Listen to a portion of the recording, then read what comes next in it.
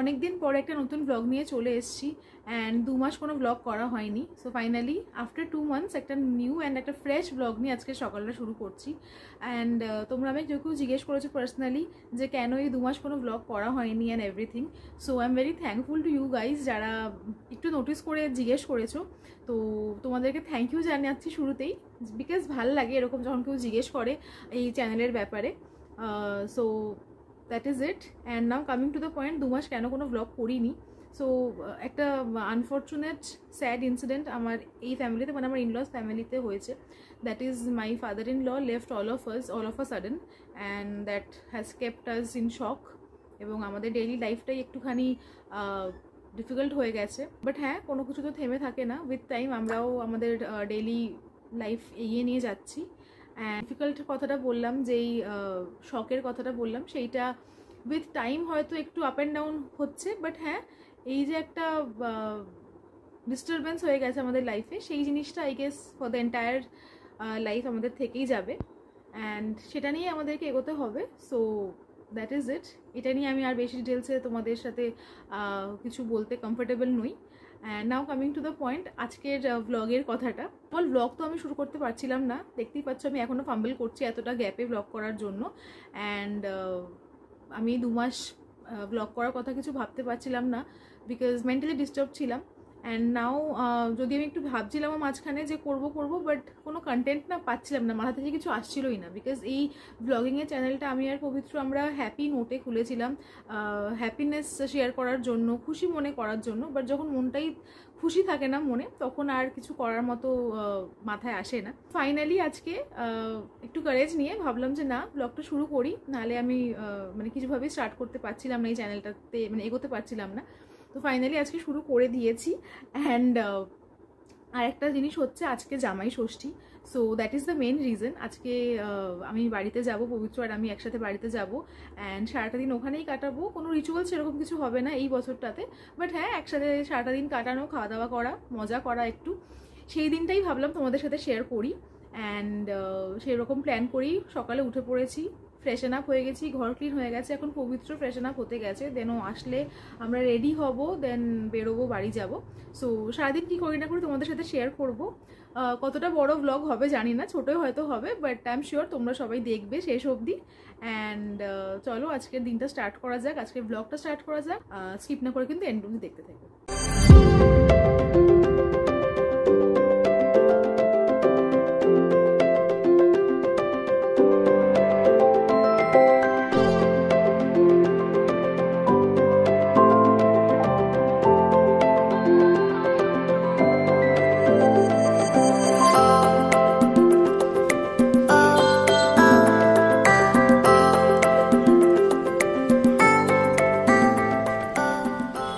Finally আমরা এসে গেছি, এবার ভেতরে যাব। নো পার্কিং এ পার্কিং করে দিয়েছি। আর আজকে আমাদের লুকটা তোমাদের ভালো করে দেখানো হয়নি, বাট দেখিয়ে দেবো পরে। চলো এবার যাওয়া যাক। তো জামাই এখন মিষ্টি নিয়ে এসে পড়েছে।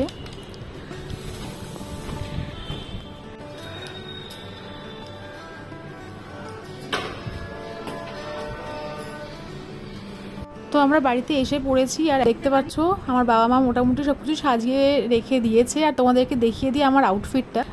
এই শাড়িটা আমার নতুন একটা শাড়ি, তো এটাই আমি পরলাম। অ্যান্ড শাড়িটা বেশ সফট, ওটাই হচ্ছে মেন রিজন পরার। তো দেখতে পাচ্ছ আমরা দুজন এখন বসে পড়েছি আর এই ভিডিওটা আমার বাবা করছে। অ্যান্ড সামনে সব খাবার দাবার অলরেডি দিয়ে রেখেছে মা।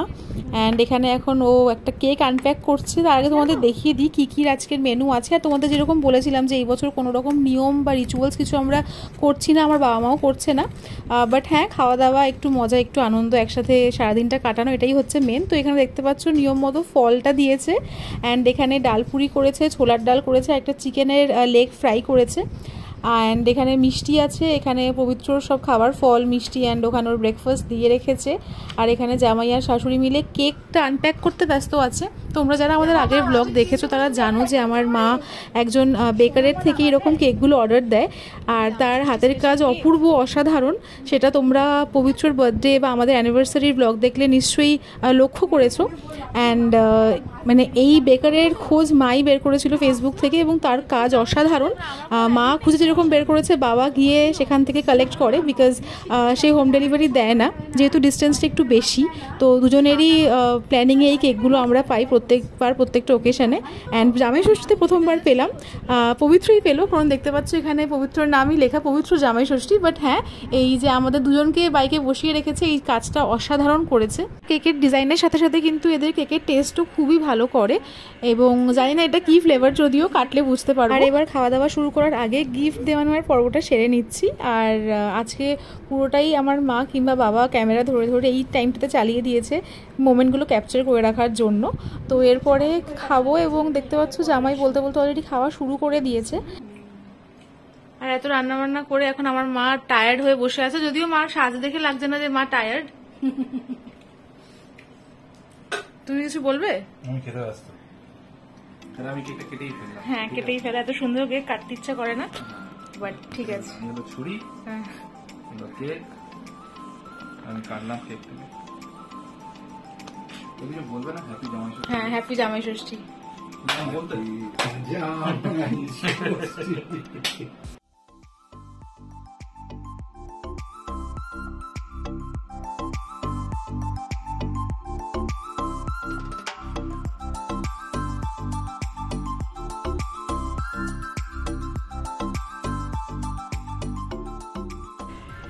তো যেরকম বলেছিলাম যে আমার দিদাও আসবে, দেখতে পাচ্ছ দিদা এসে গেছে। যবে থেকে আমরা এই বাড়িতে আসছি জামাই ষষ্ঠীতে, দিদাকেও আমরা এই বাড়িতেই ডেকে নিচ্ছি, সো দ্যাট দিদা এখানেই জামাই ষষ্ঠীটা করে নিতে পারে। অ্যান্ড আমাদের সারাটা দিন একসাথেই সবার কেটে যায় এই বাড়িতেই।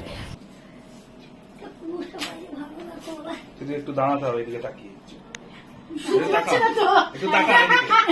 তুমি হাওয়াটা করতে করতে তাকাও। আর প্রবলেমটা এখানে হচ্ছে, আমি ভিডিও করছি, পবিত্র ওদিকে ফটো তুলছে, আর আমার দিদা কনফিউজড হয়ে গেছে যে কি করবে, তাকাবে নাকি হাওয়া করবে। আগে জামাই ষষ্ঠীর অন্যরকমভাবে কাটতো, তখন আমরা সবাই দিদার বাড়িতে যেতাম, তখন দাদুও ছিল, অ্যান্ড সবাই মিলে আমরা একসাথে কাটাতাম। বাট উইথ টাইম সবার লাইফ চেঞ্জ হয়, অ্যান্ড দ্যাট ইজ ইট। তো এখন লাস্ট 2 বছর ধরে ষষ্ঠীর দিনটা আমাদের একটু অন্যরকমভাবেই কাটে। আমি আর পবিত্র আসি জামাই ষষ্ঠীতে, অ্যান্ড দিদাকে আমরা এখানে ডেকে নিই, তো বেশ একসাথে অন্যরকমভাবেই কাটে। তো আমি এবার একটু রান্নাঘরের দিকে এসেছি তোমাদেরকে দেখানোর জন্য। এখানে দেখতে পাচ্ছি কিছু ভাজা কেটে রাখা আছে, অ্যান্ড এখানে কিছু একটা হচ্ছে, আর সাইডে অলরেডি মাটন হয়ে গেছে। অ্যাকচুয়ালি আমার মা খুব আর্লি রাইজার এমনিতেই, আর এরকম কোনো ওকেশনের দিনে মা সকাল সকাল উঠে রান্নাবান্না সব কমপ্লিট করে নেয়। তো আই গেস আমরা আসার আগেই বোধহয় আমার অর্ধেক রান্না হয়ে গেছে। আর তোমাদেরকে আমি একটুখানি এই জায়গাটা দেখাতে আনলাম যতক্ষণ রান্নাটা হচ্ছে। তো এইখানটা হচ্ছে আমার মা খুব সুন্দর করে কয়েকটা ইনডোর প্লান্টস দিয়ে সাজিয়ে রেখেছে। এখানে একটা জানলা আছে, আর তার সামনে একটু স্পেস, তো সেই জায়গাটাই ইউটিলাইজ করে এখানটা মা সাজিয়েছে সুন্দর করে। ওপরে একটা বেঞ্চাইমও আছে, আর তার সাথে এখানে কয়েকটা গাছ দিয়ে সাজানো আছে। এটা হচ্ছে আমাদের মেন দরজা, মানে মেন এন্ট্রেন্সের সামনে।